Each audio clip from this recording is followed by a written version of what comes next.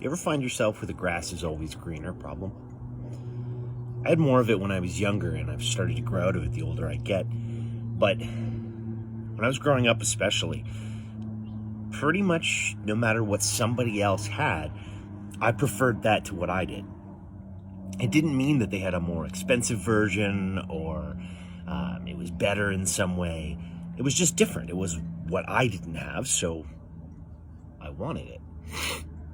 The grass is always greener is one of those things that is more prevalent in our society and culture than I would like it to be honest. Because it has people dissatisfied constantly with what they have and what they're surrounded with.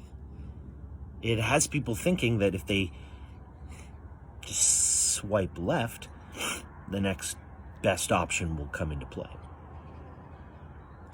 There's a story in the book of Exodus, after all the ones we've been talking about, after Moses has been tasked to go to Pharaoh, after the plagues, after the parting of the great body of water, after they escape the armies and the chariots and Pharaoh and everyone coming to get them, the Israelites, these unshackled slaves, these people who had been liberated and given a new life by Moses, one of the first stories you hear about them after they depart their servitude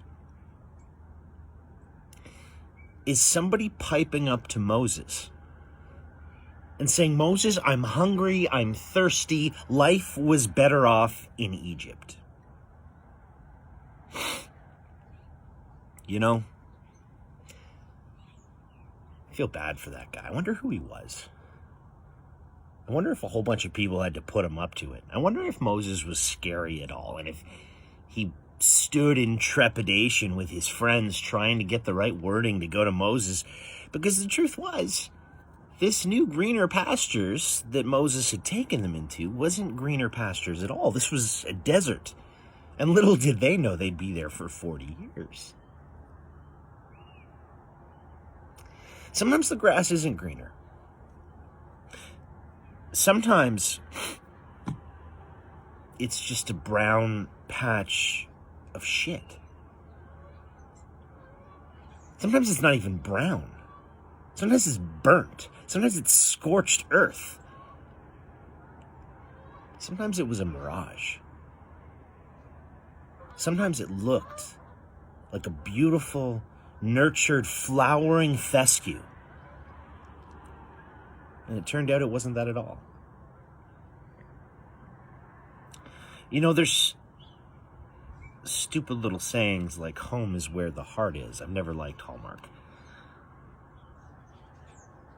But these folks who have followed Moses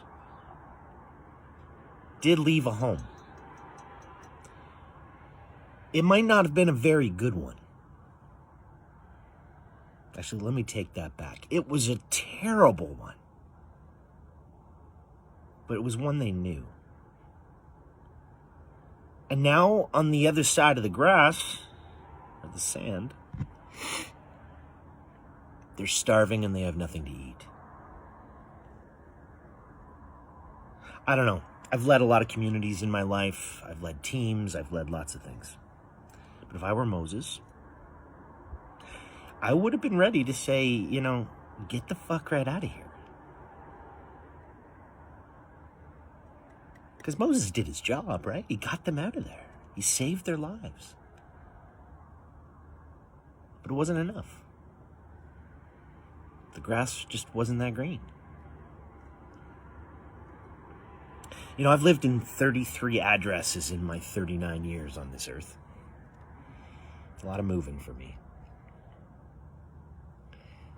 But one of the things I've learned over the years is no one house was better than the other house in a way that would make my life happy. Home's not where the heart is. Home's not a property. Home's not a place. Home is with people who love you and feed you and keep you safe. Well, that guy who came to Moses, along with all his other Israelite friends, they wake up the next morning to a gift from God. Moses points to them and says God has given them manna from heaven, bread that will keep their stomachs full, their hearts connected.